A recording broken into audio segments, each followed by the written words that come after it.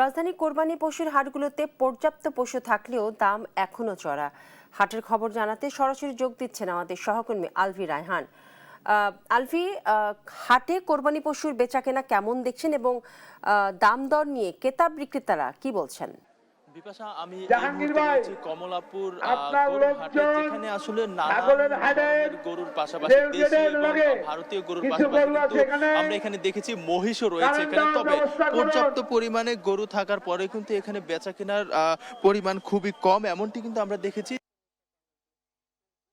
তাদের দাবি যে গো খাদ্য যা রয়েছে তার দামের পরিমাণ এবং পরিবহন খরচ সবকিছু মিলিয়ে তাদের খরচ অনেক বেশি পড়লেও তারা কিন্তু হচ্ছে এই গরু বেচার ক্ষেত্রে সেই পরিমাণ মূল্য তারা পাচ্ছে না। এবং তার বিপরীতে কিন্তু কথা বলছেন ক্রেতারা যে পরিমাণের তুলনায় অনেক বেশি দামে বিক্রি হচ্ছে এখানকার। রাজধানী থেকে গ্রামের হাটগুলোতে দাম আরো বেশি বলে তারা এমনটি কিন্তু অভিযোগ করছেন ক্রেতারা। তবে এখানে কিন্তু আমরা দেখেছি যে সেই বিকেল থেকেই গরু আসা শুরু করেছে এবং গরু কিন্তু এখানে পর্যাপ্ত পরিমাণে রয়েছে। এখন পর্যন্ত বেচা কেনা তেমন চোখে পড়ার মতো না থাকলেও আগামী কাল থেকে অর্থাৎ ঈদের একদিন আগে কিন্তু বেচা কেনা আরো বাড়বে বলে এমনটি।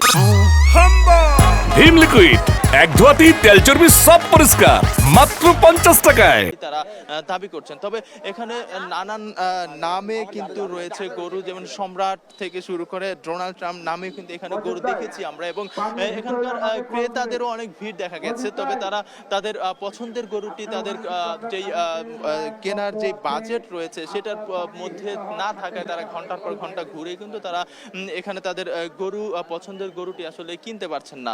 এখানে আমরা আরেকটি ব্যাপার যদি আপনাকে বলি যে হাসিলের ব্যাপারটি, সেটা কিন্তু সরকারের নির্ধারিত যেই 3 থেকে 5% যেই নির্ধারিত করে দিয়েছে সেই অনুযায়ী কিন্তু এখানে হাসিল নেওয়া হচ্ছে। এবং আইন শৃঙ্খলা বাহিনীর পর্যাপ্ত পরিমাণে এখানে কিন্তু তাদের আইন শৃঙ্খলা বাহিনীর যেই তৎপরতা সেটা কিন্তু দেখা গেছে। এখানে অনাকাঙ্ক্ষিত কোনো ঘটনা যেন না ঘটে সেই ব্যাপারটি তারা লক্ষ্য করছেন এবং হাট যেন সুস্থভাবে সবাই বেচা কেনা করতে পারে এবং সুস্থভাবে তারা পশু কিনে যেন তারা তাদের সেই আশা পূরণ করতে পারে সেটার জন্য কিন্তু হাট কর্তৃপক্ষ এখানে ভালোভাবে নজরদারি করছেন। এই ছিল আমার কাছে কমলাপুর গরুর হাট থেকে সর্বশেষ তথ্য।